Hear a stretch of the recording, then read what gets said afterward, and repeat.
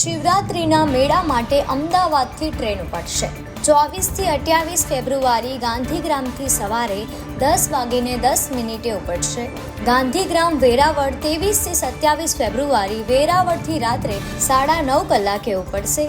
સરખેજ, બાવળા, ધોળકા, ધંધુકા, બોટાદ, ધોળા, ધાસા, લાઠી, ચિત્તલ, વડિયાદેવલી, જેતલસર, જૂનાગઢ, કેશોદ, માળિયા અને હાટીના સ્ટેશનો પર ઊભી રહેશે. અમદાવાદમાં દેવાયત ખવાડની ગાડી પર હુમલો.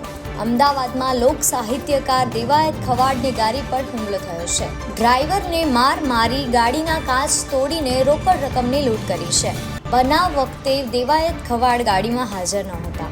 સાળંગના કાર્યક્રમમાં મોડું થતાં વિવાદ સર્જાયો હોવાનું સામે આવ્યું છે. એએમસીની પ્રાથમિક સ્કૂલમાં જ હવે હાઈસ્કૂલ. સરકારી શાળાઓમાં શરૂ થશે ધોરણ 8 પછીનો અભ્યાસ. શહેરની 7 પ્રાથમિક સ્કૂલોમાં માધ્યમિક શરૂ થતાં અનેક નબળી પરિસ્થિતિ ધરાવતા વાલીઓના બાળકો ત્યાં અભ્યાસ કરી શકશે. ગુજરાતમાં શિયાળાની વિદાય. ગુજરાતમાં ફેબ્રુઆરીના અંત સાથે ઠંડીનું પણ સમાપન શરૂ થઈ ચૂક્યું છે. રાજ્યમાં ગરમીમાં ઉત્તર વધારો નોંધાવાનો શરૂ થઈ ચૂક્યો છે.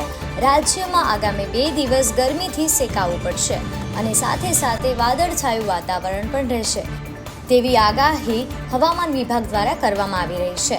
વેસ્ટર્ન ડિસ્ટર્બન્સથી બેવડી ઋતુની અસર વર્તાશે તો બીજી તરફ બપોરે મહત્તમ તાપમાન 35 થી 36 ડિગ્રી સુધી રહેશે.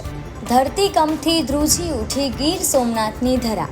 ભૂકંપના આંચકાથી ધ્રુજી ઉઠ્યું ગીર સોમનાથ. તાલાલામાં એક બાદ એક 3 ઝાટકા અનુભવાતા ફળફળાટી મચી ઉઠી હતી. વિદ્યાર્થીઓના સ્વાસ્થ્ય સાથે છેડા. નિકોલમાં ભક્તિ સર્કલ પાસે આવેલી શ્રી સૌરાષ્ટ્ર પટેલ બોયઝ હોસ્ટેલના ભોજનમાં ઈયળ જોવા મળી હતી. આ અંગે ફરિયાદ કરતા ખોરાક ફેંકી દો અને બીજો લઈ લો એવું કહેવામાં આવ્યું હતું. આવી જ ન્યૂઝની અપડેટ માટે અમારી ચેનલ TNE મીડિયાને સબસ્ક્રાઇબ કરવાનું ભૂલતા નહીં.